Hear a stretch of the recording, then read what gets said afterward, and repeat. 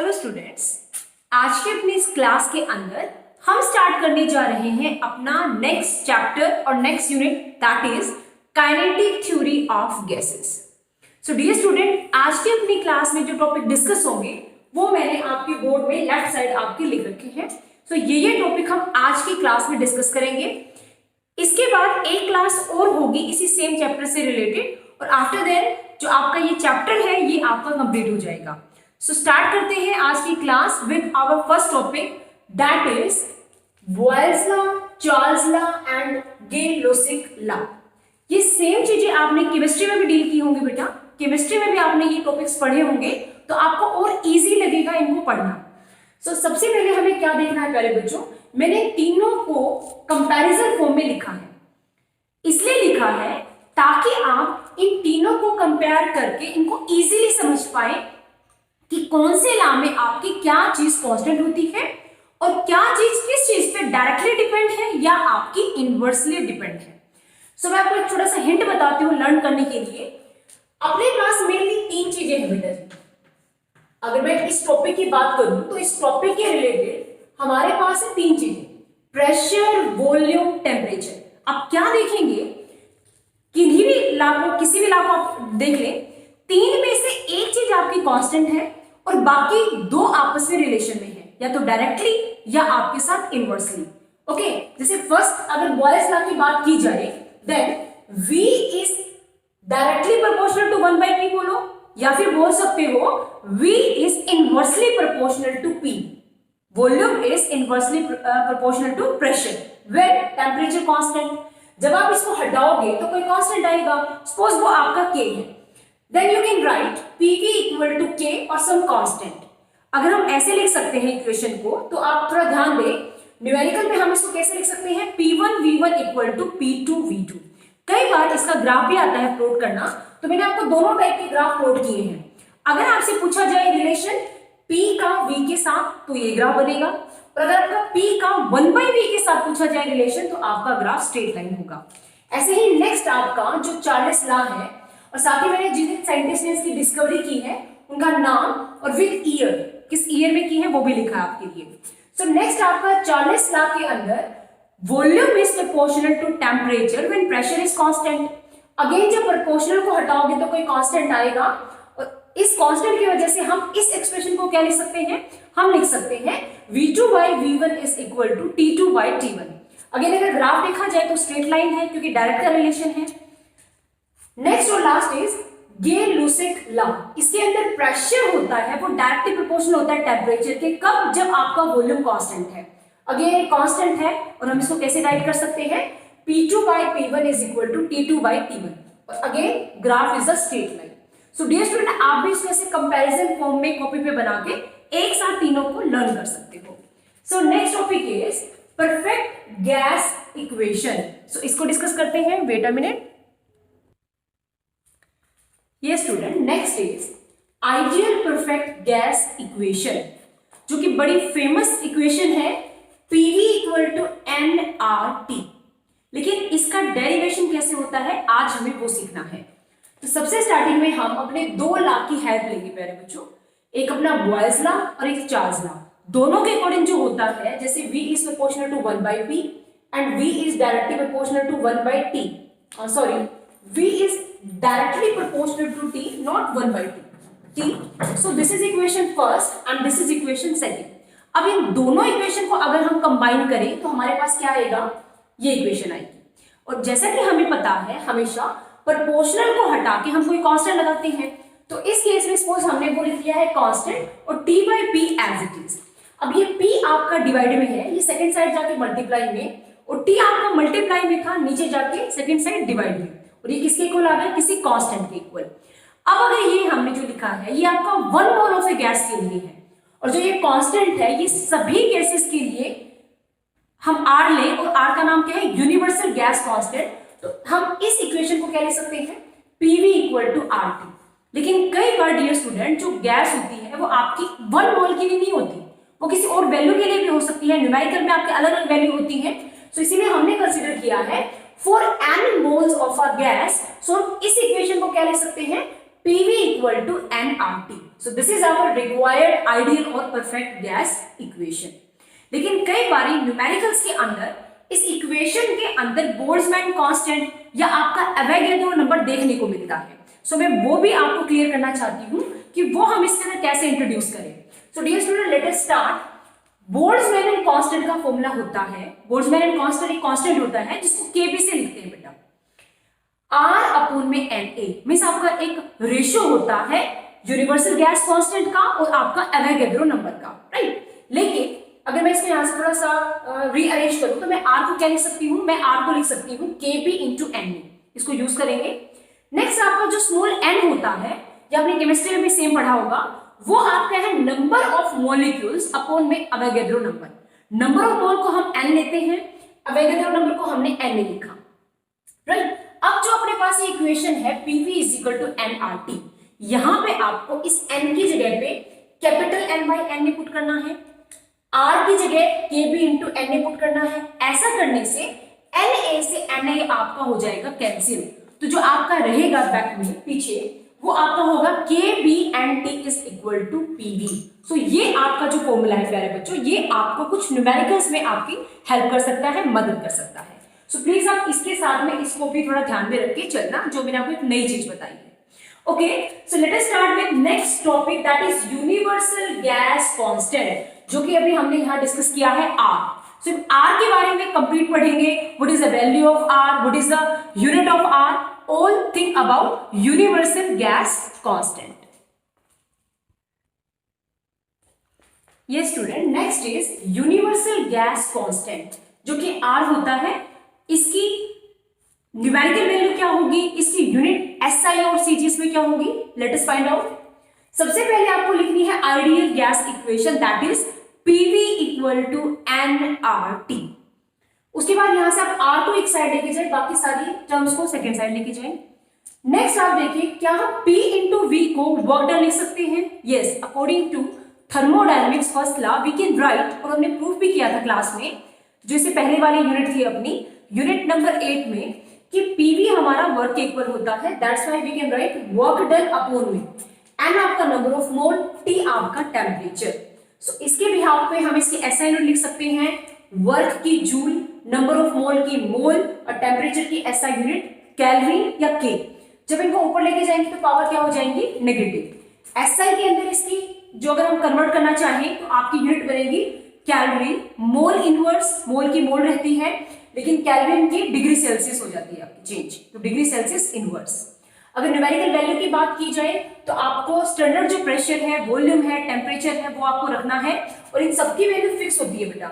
आप बोर्ड पे इस वीडियो को जूम करके या पोस्ट करके देख सकते हैं. जो जो इनकी स्टैंडर्ड वैल्यू है, जब वो पुट करेंगे और कैलकुलेट करेंगे तो आपके पास SI के अंदर तो 8.31 आएगी समथिंग, जो इसकी यूनिट है, और CGS के अंदर कन्वर्ट करेंगे तो 1.98 ये आपका आंसर आएगा.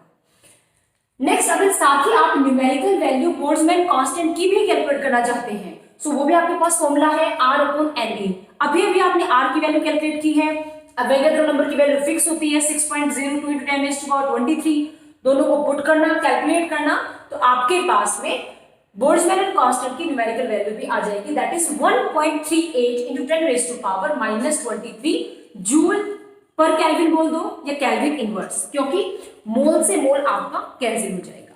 सो डियर स्टूडेंट, हमने टॉपिक नंबर 3 तक कवर कर लिया है. Next topic is ideal gas. Actually हमारी दो टाइप की गैस होती है बेटा, एक आइडियल या परफेक्ट, और दूसरी होती है real gas.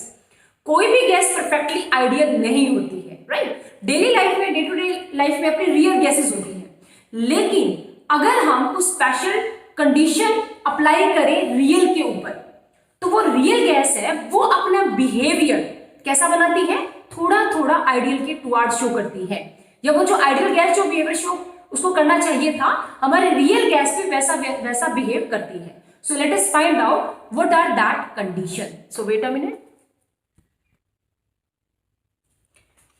Yes student, next topic is what is ideal gas? A gas which obey the ideal gas equation PV equal to nRT at all temperature and pressure is called an ideal gas or perfect gas. कोई भी gas अगर हर एक temperature pressure पे ये जो PV equal to nRT वाली equation है, अगर इसको फुलफिल करती है तो वो आइडियल गैस मानी जाती है। कुछ अजम्पशंस है बेटा जी आपको जो बुक में देखने को मिलेंगी, जैसे कि इस गैस के जो मॉलिक्यूल्स हैं उनका साइज नेग्लिजिबल मींस ना के बराबर होना चाहिए, बहुत छोटा छोटा साइज होना चाहिए। नो फोर्स ऑफ अट्रैक्शन, एक मॉलिक्यूल का दूसरे मॉलिक्यूल के साथ फोर्स ऑफ अट्रैक्शन ना के बराबर होना चाहिए। ये उसकी अजम्पशंस है, ऐसे गैस का ऐसा बिहेवियर होता है। फिर बात आती है अपने डे टू डे की लाइफ में, तो अपने पास रियल गैस है, तो क्या हम किसी कंडीशन के ऊपर रियल गैस को आइडियल गैस बना सकते हैं? सो यस, कंडीशन है at low pressure and high temperature some gases like, कुछ एग्जांपल है आपके लिए like hydrogen, oxygen, nitrogen, helium, इस टाइप की कुछ गैसेस आपकी ऑलमोस्ट बिहेव करती हैं कैसा? आइडियल गैस जैसा। अब उसके लिए मैंने आपके लिए 3 ग्राफ बनाए हैं जो डिफरेंट हैं। जैसे नंबर 1 की अगर बात की जाए तो ये PV upon NT versus pressure इसके बीच में है। इसमें जो ये स्ट्रेट लाइन है आपकी, ये आइडियल गैस को शो कर रही है, ठीक है। सेकेंड अपने पास है रियल गैस, लेकिन आप देखें जैसे जैसे हम रियल गैस का टेम्परेचर इंक्रीज कर रहे हैं तो उसकी जो कर्व है वो आपके आइडियल गैस को अप्रोच कर रही है। सेकेंड वाले में ऐसे ही जब P और V के वर्सेस आपका ग्राफ है और टेम्परेचर हम चेंज कर रहे हैं, सो जो डॉटेड लाइन है आपकी ग्राफ में वो आपका आइडियल गैस का बिहेवियर है और जो डार्क है वो आपकी रियल गैस है, तो वो समवट आपका नियर अबाउट है।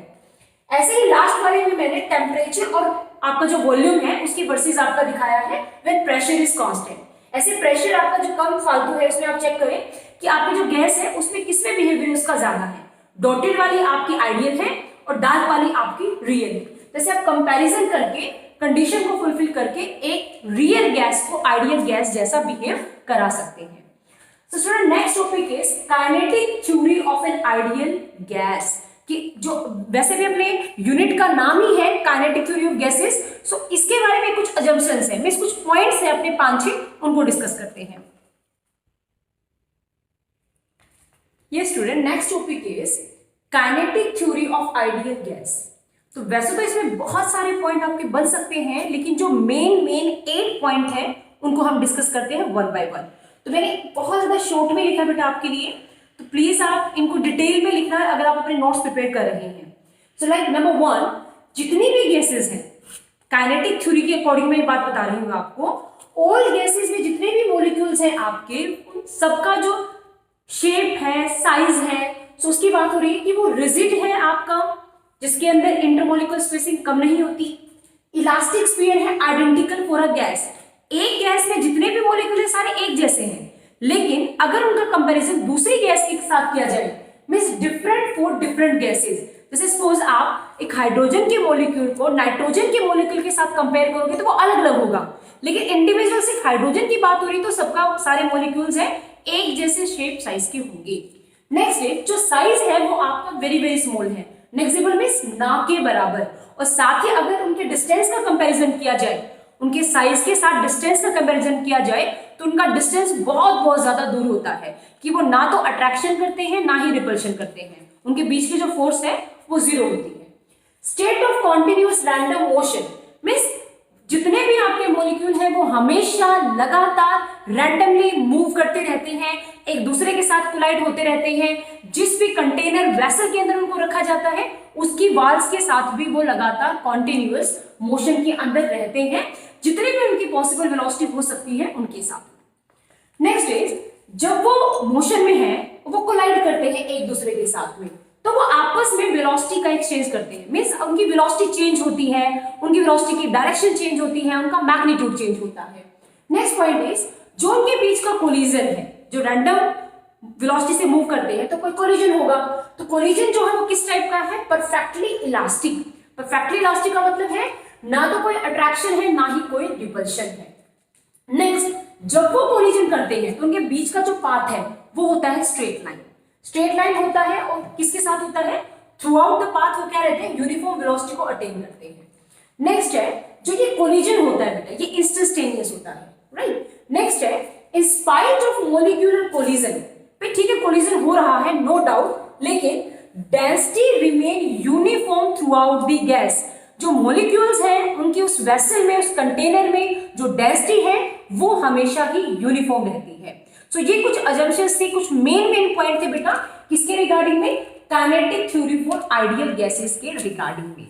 अब next topic is expression for pressure exerted by a gas. So dear student थोड़ा ध्यान दें और थोड़ा सोचें एक बारी कि क्या गैस प्रेशर एक्सर्ट करती है अपने डे टू डे की लाइफ में। अपने आसपास कोई ऐसे एग्जांपल देखा है जो एक गैस का है कि गैस ने प्रेशर को एक्सर्ट किया। सो वेरी सिंपल और बेसिक एग्जांपल आपको बताती हूं जो आप हरेक ने अपने डेली लाइफ में अपने घर में ऑब्जर्व किया होगा। यस, आपने बलून देखा होगा बेटा, गुब्बारा, बलून। सबके बर्थडे पे बलून तो लगाए जाते हैं ना। तो बलून में जो हवा ब्लो की जाती है, उसमें भरी जाती है बेटा एयर। तो स्टार्टिंग में बलून सिंपल सा होता है, लेकिन जैसे ही उसमें एयर को फिल किया जाता है तो एयर है वो बलून्स की वाल के ऊपर प्रेशर लगाती है और बलून का साइज बड़ा हो जाता है। कहने का मतलब जितना ज्यादा एयर प्रेशर डालेगी उतना ही साइज बलून का बढ़ता जाएगा। तो ये सबसे बेसिक एग्जांपल है प्रेशर का। ऐसे ही आपने साइकिल में, बाइक में, कार में, कोई भी व्हीकल है उसके टायर के अंदर हवा फिल करते हुए देखा होगा या करवाई होगी, राइट। या आपके पेरेंट्स वगैरह, मम्मी पापा, भाई बहन किसी के साथ गए होंगे तो जैसे उसको पंप के साथ में एयर फिल की जाती है, आपके टायर का साइज, जो ट्यूब है उसके अंदर, उसका साइज वो बड़ा हो जाता है। इसका मीनिंग क्या है कि वो उसके ऊपर क्या लगाती है बेटा, प्रेशर एक्सर्ट करती है। साथ ही आपके गैस का सिलेंडर, आप कभी नोट करना, जब आपके गैस का खाली हो जाता है सिलेंडर तो वो इतना हल्का हो जाता है कि आप भी उसको इजीली उठा लेते हो। लेकिन जब गैस का सिलेंडर आपके पेरेंट्स भर के लाते हैं, मार्केट से भरवा के लाते हैं गैस एजेंसी से, तो उसको कभी उठा के देखना वो कितना हैवी मिलेगा। कहने का मतलब उसके अंदर वेट भी होता है प्रेशर के साथ साथ। सो इस टाइप से बेटा अपनी फिजिक्स को अगर आप अपने डेली लाइफ से जितना रिलेट करोगे, जितना जोड़ोगे, उतना आपको ये बोर ना लग के आपको इंटरेस्टिंग सब्जेक्ट लगेगा और आपका मन करेगा कि आप फिजिक्स को पढ़ो। So don't waste time, we start next topic. Yes student, let us start next topic, expression for pressure exerted by a gas। अब हमने ये तो बोल दिया कि एक गैस जिसमें कंटेनर के अंदर डाली जाती है उसके वॉल के ऊपर प्रेशर को एक्सर्ट करती है। लेकिन अगर बात की जाए मैथमेटिकल एक्सप्रेशन की कि हम मैथ से कैसे प्रूव कर सकते हैं कि उसका मैग्नीट्यूड कितना है, तो उसके लिए हमें कुछ डेरिवेशन करना पड़ेगा। अगर एग्जाम में सपोज ये क्वेश्चन आता है तो आपको पहले थ्योरेटिकल लाइन लिखनी पड़ेगी बेटा, जो मैंने नहीं लिखी हुई है, मैं आपको वर्बली बता रही हूँ। आपको कंटेनर के बारे में लिखना पड़ेगा। Suppose we have consider an ideal gas, एक क्यूबिकल वेसल के अंदर हमने कंसीडर किया एन नंबर ऑफ मॉलिक्यूल्स है पर यूनिट वॉल्यूम, एम आपका एक मॉलिक्यूल का मास है। तो इस टाइप से आपको थोड़ी थ्योरी लिखनी पड़ेगी। स्टार्टिंग में हम ये मानते हैं कि आपके कुछ मॉलिक्यूल्स हैं या हाफ मान लेते हैं, वो आपके इस वाल को टच करते हैं, कोलाइड करते हैं, जिसका एरिया है a। सपोज वो vx वेलोसिटी से मूव करते हैं, y और z वेलोसिटी कांस्टेंट रहती है। जब वो स्ट्राइक करेंगे इस वाल से तो उनकी डायरेक्शन आफ्टर कोलिजन रिवर्स होगी।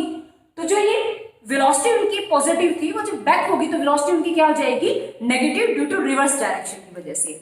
अब अगर बात की जाए तीनों वेलोसिटी की, vx, vy, vz, तो आपकी सिर्फ एक वेलोसिटी चेंज होगी आफ्टर कोलिजन। नेक्स्ट अगर हम देखें चेंज इन मोमेंटम, तो वो होता है फाइनल माइनस इनिशियल। फाइनल क्योंकि डायरेक्शन नेगेटिव है तो माइनस mvx, माइनस इनिशियल आपका है mvx, दोनों को कैलकुलेट करोगे तो -2mvx। बाद में हम इसको मोड फॉर्म में लेके पॉजिटिव करेंगे, लेकिन फिलहाल के लिए चेंज इन मोमेंटम क्या है, विद नेगेटिव साइन। नेक्स्ट है अगर हम देखें number of molecules hitting wall of area a in time delta t, कि कितने नंबर ऑफ गोल्स ने इतने एरिया को इतने टाइम में हिट किया, तो उसके लिए हम कंसीडर करेंगे कि सपोज हाफ हमारे उसकी टुवर्ड गए, हाफ उसके अवे गए। तो अगर हाफ अगर हम कंसीडर करते हैं तो ये सारी चीजें अजम्पशंस पे बेस्ड होती है बेटा, ठीक है। जो भी ये डेरिवेशन कर रखे होते हैं इन्होंने, ये सारे अज्यूम करके किए होते हैं, राइट। सो यहाँ पे जो अजम्पशंस है वो है हाफ आपके इसके टुवर्ड जाते हैं, हाफ इससे अवे जाएंगे। तो 1/2 फॉर दैट ए आपका एरिया है, vx वेलोसिटी के साथ में डेल्टी आपका टाइम है और n आपके नंबर ऑफ मॉलिक्यूल्स है जो उसको हिट कर रहे हैं। अब नेक्स्ट इज अगर टोटल मोमेंटम ट्रांसफर देखा जाए, ये आपका था सिर्फ सपोज एक का और ये आपका टोटल नंबर ऑफ है, तो इसको साथ इसको अगर हम मल्टीप्लाई करेंगे तो जितने भी आपके नंबर ऑफ मॉलिक्यूल्स हिट करेंगे उनका चेंज इन मोमेंटम आ जाएगा। तो यहाँ पे जब इसको इसके साथ मल्टीप्लाई करोगे तो आप मैग्नीट्यूड फॉर्म में करोगे बेटा। So in this manner we can write del P is equal to 2mVx 1/2AVx del T into m। अब आप यहां से देखें 2 से 2 आपका कैंसिल होगा, Vx स्क्वायर हो जाएगा। ये जो del T था आपका, इसको आप नीचे ले आए। ऐसा क्यों किया हमने? क्योंकि change in momentum upon time taken आपका फोर्स होता है न्यूटन के सेकंड लॉ से। सो नेक्स्ट स्टेप में del P by del T को हम फोर्स लिख सकते हैं। मेनली हमें जाना है प्रेशर तक, और प्रेशर का फॉर्मूला होता है फोर्स अपॉन एरिया। तो अभी अभी जो आपने फोर्स में कैलकुलेट किया है उसको आप एरिया से डिवाइड करना। ऐसा करेंगे तो एरिया से एरिया कैंसिल, आपके पास जस्ट एक्सप्रेशन क्या बचेगा आपके प्रेशर के लिए, mnVx स्क्वायर। ये तो हमने क्या कंसिडर किया था, सिर्फ हमारे पास जो मॉलिक्यूल्स हैं वो ट्रेवल कर रहे हैं एक्स डायरेक्शन में, पर एक्चुअल सिचुएशन में ऐसा नहीं होता। आपके जो मॉलिक्यूल्स हैं वो एक्स में भी जाते हैं, वाई में भी, जेड में भी, क्योंकि अपनी गैस आइसोट्रोपिक है। इस रीजन से उन सबकी वेलोसिटी क्या होती है, सेम होती है। तो स्पेशल केस कंसीडर करके Vx स्क्वायर, Vy, Vz ये आपके तीनों इक्वल होते हैं। तो यहाँ पे जो एवरेज वेलोसिटी थी जो सिर्फ हमने एक्स डायरेक्शन में मानी थी अलोंग एक्स एक्सिस, वो चेंज होके आप उसको वाई में मानेंगे और जेड में भी, और तीनों को जब सिंप्लीफाई करेंगे तो आपके पास फाइनल जो वेलोसिटी का आंसर आएगा वो आएगा 1/3 v बार का। ये स्टूडेंट आप यहाँ पे देखें, जो तीनों का एवरेज था वो अपने पास 1/3 v बार का स्क्वायर है, और यहाँ पे बार है वो अपना एवरेज को शो कर रहा है। कहने का मतलब अगर हम इसे इक्वेशन फर्स्ट माने और इक्वेशन फर्स्ट में ये पुट करें तो हमारे पास रिक्वायर्ड जो प्रेशर आएगा वो आएगा 1/3 mnv बार का स्क्वायर। अब यहाँ पे हम इसको थोड़ा सा और सिंप्लीफाई कर सकते हैं, लाइक डेंसिटी हमारे पास होता है मास अपॉन में वॉल्यूम, राइट, और मास अपने पास इस केस में क्या है, mn मतलब n आपके नंबर ऑफ मोल, m आपका एक मॉलिक्यूल का मास, सो mn मतलब टोटल मॉलिक्यूल्स का मास, और वॉल्यूम अगर हम 1 मीटर क्यूब लें तो अपने पास डेंसिटी इज इक्वल टू क्या आ जाएगा, mn। सो ये mn की वैल्यू डेंसिटी के इक्वेट अगर मैं यहाँ पुट करूं तो अपने पास रिक्वायर्ड जो नेक्स्ट प्रेशर के लिए एक्सप्रेशन आएगा वो आएगा 1/3 rho v bar square. So according to Pascal law कोई भी जो गैस है किसी भी कंटेनर में अगर डाली जाएगी तो वो उसकी वाल के ऊपर प्रेशर एक्सर्ट करेगी, तो जो प्रेशर एक्सर्ट करेगी उसका फॉर्मूला आपके पास ये गिवन है। So next topic is kinetic interpretation of temperature. Temperature का काइनेटिक एनर्जी के साथ क्या रिलेशन है, so let us find out. ये student next topic is what is the relation between pressure and kinetic energy. साथ ही check करेंगे kinetic interpretation of temperature. So first start with this. अभी अभी हमने जो प्रेशर का एक्सप्रेशन निकाला है बेटा, उसमें प्रेशर हमारा है 1/3 रो v स्क्वायर। जैसा कि हमें पता है मास अपना होता है वॉल्यूम इनटू डेंसिटी के इक्वेट। अगर वॉल्यूम अपना 1 यूनिट है सो अपना मास और डेंसिटी दोनों इक्वल हो जाएंगे। इसको हम यूज करेंगे, क्यों? क्योंकि एवरेज काइनेटिक एनर्जी का सिंबल अगर मैंने v डैश लिया तो वो आपकी होती है 1/2 mv स्क्वायर। तो m के बजाय हम इस रिलेशन से रो रख सकते हैं। नेक्स्ट स्टेप में हम दोनों जो अपने पास ये एनर्जीज हैं, एक लाइक प्रेशर है, एक काइनेटिक एनर्जी है, इसका रेशो निकाल सकते हैं। जब हम प्रेशर और काइनेटिक एनर्जी का रेशो निकालेंगे तो हमारे पास कुछ चीजें हैं जो कि कैंसिल होंगी, जैसे रो से रो, v स्क्वायर से v स्क्वायर, अपने पास क्या बचेगा 2/3। अब अगर आप E को यहां से क्रॉस मल्टीप्लाई करते हो तो अपने पास प्रेशर और एवरेज काइनेटिक एनर्जी में रिलेशन आता है जो कि है P is equal to 2/3 of average kinetic energy. So ये रिलेशन है जो आपको न्यूमेरिकल में आपकी हेल्प करेगा। साथ ही कई बार पूछा जाता है what is the relation between velocity and temperature. Velocity का या काइनेटिक एनर्जी का टेम्परेचर के साथ में क्या रिलेशन है। सो सिंपल फॉर्मूला में तो कहीं पे भी टेम्परेचर नहीं है, राइट, लेकिन काइनेटिक थ्योरी के अकॉर्डिंग हम काइनेटिक एनर्जी में और टेम्परेचर में रिलेशन निकाल सकते हैं। तो ये आपका वो टॉपिक है। So let us start. जैसे कि हमने पहले ही प्रेशर में ड्राइव किया है, P is equal to 1/3 rho v square. ये बार है, ये एवरेज को शो कर रहा है। रो को आप, डेंसिटी को आप मास अपॉन वॉल्यूम लिख सकते हो। नेक्स्ट स्टेप में ये जो आपका v था ये क्रॉस मल्टीप्लाई करके आप P के साथ इसको मल्टीप्लाई कर दो। उससे नेक्स्ट स्टेप में 2 से मल्टीप्लाई करें, 2 से डिवाइड करें। ऐसा क्यों किया? क्योंकि 1/2 mv बार का स्क्वायर को मैं नेक्स्ट स्टेप में काइनेटिक एनर्जी लिखने वाली हूं इस रीजन से। तो अगर आप इसको थोड़ा सा मॉडिफिकेशन करते हैं तो आपके पास इक्वेशन फर्स्ट आती है, that is PV is equal to 2/3 of kinetic energy. लेकिन हमें पता है अकॉर्डिंग टू जो आपकी गैस इक्वेशन है PV इक्वल टू आपका nRT होता है। आप यहाँ पे थ्योरेटिकल लाइन लिख सकते हो, we know that according to this equation if n is the number of mole और वो 1 ले तो अपने पास PV क्या आता है RT के इक्वेट। फिर नेक्स्ट स्टेप में आप लिख सकते हैं बाय इक्वेटिंग या comparing equation first and second. जब फर्स्ट और सेकंड को कंपेयर करते हो PV की वैल्यू को तो आपके पास जो वैल्यू आएगी वो 2/3 of E equal to RT। यहां से थोड़ा सा क्रॉस मल्टीप्लाई करें और E की वैल्यू को निकाल लें। E मतलब आपकी काइनेटिक एनर्जी और that is equal to 3/2 of R into T। इसको आप कोई भी इक्वेशन का नाम दे सकते हैं, लाइक इक्वेशन थर्ड।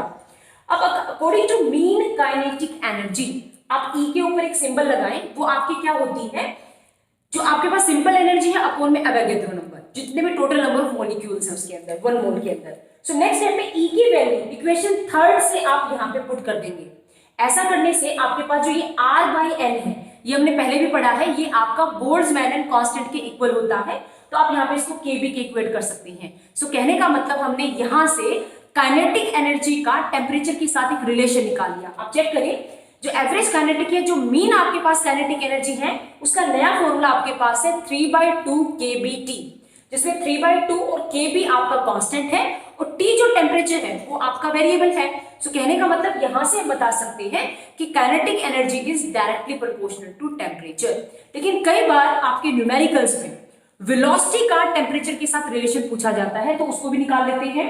आप यहां से देखें, आपकी जो इक्वेशन है फोर्थ और इक्वेशन 3 दोनों से आपके पास एनर्जी है। अगर आप उन दोनों एनर्जी को इक्वेट करते हो और वहां से V बार का स्क्वायर निकालते हो तो आपके पास ये रिलेशन आता है। Squaring both side square root लेते हो तो स्क्वायर से रूट कैंसिल हो जाएगा। तो आपका अगर प्रोपोर्शनल हम देखें, सो V जो बार है, जो वेलोसिटी का प्रोपोर्शनल है आपका, वो है डायरेक्ट T के साथ relation, means under the root T का रिलेशन। और यहां से एक इंपॉर्टेंट रिजल्ट आता है, अगर मैं टेम्परेचर को 0 कर दूं, मींस एब्सोल्यूट जो आपका टेम्परेचर है अगर वो 0 है, सो दैट मींस जितने भी मॉलिक्यूल्स हैं उनकी वेलोसिटी 0। इसका मतलब उनका मोशन स्टॉप हो जाएगा अगर आप एब्सोल्यूट टेम्परेचर की वैल्यू को 0 कर देते हो। सो ये सबसे जो लास्ट वाली बात है बेटा, ये आपके एमसीक्यूज में, आपके असेसमेंट रीजन के क्वेश्चन में, कॉन्सेप्चुअल क्वेश्चन में आपसे पूछी जा सकती है। सो अब खुश हो जाओ, लास्ट में अपना टॉपिक है एक derivation of the gas law. जितने भी गैस इस लाइन को ड्राइव करते हैं उसके बाद अपनी आज की क्लास को ओवर करेंगे। नेक्स्ट क्लास में इस चैप्टर से जो रिलेटेड जो अपने टॉपिक्स हैं वो डिस्कस किए जाएंगे। So wait a minute. Yes student, let us derive the gas laws. जितने भी गैस के लॉ हैं, चलो उनका डेरिवेशन निकालना सीखते हैं। सो फर्स्ट करते हैं बॉयल्स लॉ, जो कि हमने आज की क्लास का बिल्कुल फर्स्ट टॉपिक किया था। V is proportional to 1/P when T is constant and PV is equal to constant। लेकिन ये आया कैसे, ड्राइव कैसे हुआ? So according to KT means kinetic theory of the gases, pressure exerted by a gas is equal to P is equal to 1/3 rho V bar square। यहां पे अगर हम डेंसिटी का formula mass upon volume put करें, उसके बाद ये जो वॉल्यूम है इसको प्रेशर से मल्टीप्लाई करें, तो क्या बातें हैं dear students, PV equal to 1/3 mv bar square. But at constant temperature जो आपके पास काइनेटिक एनर्जी है या जो वेलोसिटी होती है वो कांस्टेंट होती है। सो उस बात पे ध्यान दें, मास अपने आप कांस्टेंट है, प्रेशर कांस्टेंट होने की वजह से वेलोसिटी भी कांस्टेंट है। सो कहने का मतलब इस वाले इक्वेशन के अंदर जो राइट साइड है आपकी वो ओवरऑल कांस्टेंट है। So that's why we can write PV equal to constant. So next is Charles law. Charles law में volume is directly proportional to temperature when pressure is constant. So again, according to KT kinetic theory, this is pressure. Pressure में density को mass upon volume लिखा, लेकिन यहाँ से for a given mass at constant pressure पे क्या है आपका, जो आपका वॉल्यूम है वो प्रोपोर्शनल है V बार के स्क्वायर के। आप यहाँ देखो, प्रेशर कांस्टेंट है, 1/2 कांस्टेंट है, मास कांस्टेंट है। सो इस रिलेशन को मैं क्या लिख सकती हूं कि volume is proportional to V bar square, right. लेकिन काइनेटिक थ्योरी के अकॉर्डिंग जो अभी अभी हमने प्रूफ किया था, जो वेलोसिटी का स्क्वायर है वो प्रोपोर्शनल होता है टी के। सो इन दोनों बातों को अगर आप कंपेयर करो तो आप क्या लिख सकते हो कि v is proportional to t when you compare these two equations. So next is Gay-Lussac law. इस लॉ में आपका प्रेशर प्रोपोर्शनल होता है टेम्परेचर के जब आपका वॉल्यूम कांस्टेंट है। So again with the help of kinetic theory of gases we can write pressure like this, but for a given mass and constant volume, mass और volume अगर आपका constant है, आपका मास भी कांस्टेंट है, वॉल्यूम भी constant है, then you can write pressure is directly proportional to v bar square. लेकिन v बार स्क्वायर तो किसके प्रोपोर्शनल है? t के। सो अगेन इन दोनों को जब कंपेयर करेंगे तो अपने पास जो फाइनल आंसर आएगा that is p is proportional to t, pressure is proportional to temperature. Gay-Lussac नाम का दूसरा नाम आपका रेनॉल्ड्स लॉ भी है। तो आपकी बुक में अगर ये लॉ भी मिले तो that means this two are same law. अब इसके बाद हम तीन आपके और लॉ हैं गैसेस के, उनको और डिस्कस करते हैं, डेरिवेशन उनका। ये स्टूडेंट लास्ट में जो डेरिवेशन है, वैसे तो अपने तीन लॉ थे, Boyle's law, Charles law, Gay-Lussac law, वो क्लियर हो चुके हैं। लेकिन उसके बाद कुछ सब टॉपिक्स हैं जो भी एक टाइप से डेरिवेशन में आते हैं और गैस लॉ में आते हैं, लाइक आपकी गैस इक्वेशन को ड्राइव करना, या एवोगैड्रो नंबर को, या एवोगैड्रो जो लॉ है, और एक और भी लॉ होता है ग्राम्स लॉ ऑफ डिफ्यूजन। ये भी इंपॉर्टेंट है नॉलेज के पॉइंट ऑफ व्यू से। सो प्लीज आप इनको भी वन बाय वन करके डिस्कस करें। So let us start. जैसे कि हम according to kinetic theory of gas हर बार प्रेशर को ये लेके चल रहे हैं, P equal to 1/3 m/v v bar का स्क्वायर। यहां से वॉल्यूम को प्रेशर के साथ आप मल्टीप्लाई करें तो आप क्या पाएंगे कि जो वॉल्यूम का स्क्वायर है, ये जो आपका वेलोसिटी का स्क्वायर है, ये आपका प्रोपोर्शनल है आपके टेम्परेचर के। सो इस बात को यहाँ पे अप्लाई करें तो PV is directly proportional to T। जब प्रोपोर्शनल को हटाओगे तो कोई कांस्टेंट आएगा जो कि R है। एक मोल के लिए PV इक्वल टू RT होता है, लेकिन अगर आपके n नंबर ऑफ मोल्स हैं तो आपको लिखना पड़ेगा PV इक्वल टू nRT। तो इस टाइप से आप काइनेटिक थ्योरी के अकॉर्डिंग आपकी गैस इक्वेशन को ड्राइव कर सकते हैं। सो next is Avogadro law. Avogadro क्या कहता है? एवोगैड्रो ये कहता है किसी भी, अगर सपोज हम एक अमाउंट लेते हैं किसी भी गैस का, सपोज 1 ग्राम हमने कोई गैस A ली और 1 ग्राम ही हमने गैस B ली, तो जो नंबर ऑफ मॉलिक्यूल्स होते हैं N1 N2 माने, वो दोनों में इक्वल होंगे। ये आपका लॉ डिफाइन करता है एवोगैड्रो लॉ। तो इसको प्रूव करते हैं। So suppose 1/3 mv v bar का स्क्वायर, ये हमारे पास प्रेशर है। यहां पे हमने इस m को, कैपिटल M को स्मॉल mn लिखा, ठीक है। अब as pressure exerted by the two gases are equal, so P1 किसके इक्वल है? P2 के। तो पूरे की पूरी इक्वेशन को एक बार 1 के अकॉर्डिंग लिखेंगे, फिर 2 को, दोनों को इक्वेट करोगे तो आपके पास ये रिलेशन आएगा। लेकिन काइनेटिक एनर्जी के अकॉर्डिंग तो 1/2 m1 v1 square 1/2 m2 v2 square equal होता है। अब अगर आप यहां से 2 को 2 के साथ कैंसिल करें और इक्वेशन फर्स्ट और इक्वेशन सेकंड को डिवाइड करें तो बाकी सारी चीजें कैंसिल हो जाएंगी। आपका just n1 is equal to n2 बचेगा। Means number of mole in gas A is equal to number of mole in gas B, जो कि हमने स्टार्टिंग में डिस्कस किया था। Okay, what is this last law? Graham's law of diffusion. Diffusion का meaning क्या होता है? सपोज आप किसी रूम के अंदर हैं, आपने एक जगह पे कोई जैसे परफ्यूम को स्प्रे किया, तो क्या होगा, स्टार्टिंग में जहां पे आपने स्प्रे किया है वहां पे तो आपको परफ्यूम की स्मेल ज्यादा आएगी, लेकिन थोड़े टाइम के बाद रूम के लास्ट वाले कॉर्नर में भी अगर आप जाके देखेंगे तो पूरे रूम के अंदर वो जो आपका सेंट है उसकी स्मेल यूनिफॉर्मली डिस्ट्रीब्यूट हो जाएगी, मींस उसका डिफ्यूजन हो जाएगा। सो डिफ्यूजन आपका डिपेंड करता है डेंसिटी पे, राइट। तो ये कुछ चीजें हैं जिसको हम डिस्कस करेंगे। तो number 1, pressure exerted by a gas A। Suppose ये हमने प्रेशर एक्सर्टेड निकाला A गैस का, ये हमने निकाला B गैस का, लेकिन क्या होता है बेटा, थोड़े टाइम के बाद दोनों जो प्रेशर है वो इक्वेट हो जाते हैं। थोड़े टाइम के बाद पूरे रूम के अंदर जो गैसेस है वो यूनिफॉर्मली डिस्ट्रीब्यूट होती है। दैट्स व्हाई P1 और P2 आपका इक्वल होगा और पास्कल लॉ से भी ये आपका इक्वल हो सकता है। नेक्स्ट, दोनों की वैल्यू पुट करो, 1/3 से 1/3 को कैंसिल करो तो आपके पास क्या रिलेशन आएगा, V1 का स्क्वायर अपॉन V2 का square is equal to ρ2 by ρ1। Means जो आपकी वेलोसिटी है ये आपकी डेंसिटी पे भी डिपेंड करती है, ठीक है। साथ ही आप इससे ये रिलेशन निकाल सकते हो। और एक और भी रिलेशन आता है न्यूमेरिकल्स में, रेट का, रेट ऑफ डिफ्यूजन, वो आपकी वेलोसिटी पे डिपेंड करती है, आपकी गैस की डेंसिटी पे भी डिपेंड करती है। सो R1 और R2 ये आपकी क्या है, rate of diffusion of first gas and second gas. So ये वाला जो फॉर्मूला है ये भी आपके न्यूमेरिकल्स में आपकी हेल्प कर सकता है। सो डियर स्टूडेंट, आज की क्लास में इतना ही। इस चैप्टर के बाकी टॉपिक अपने नेक्स्ट क्लास में। So thank you very much, thanks a lot बच्चों।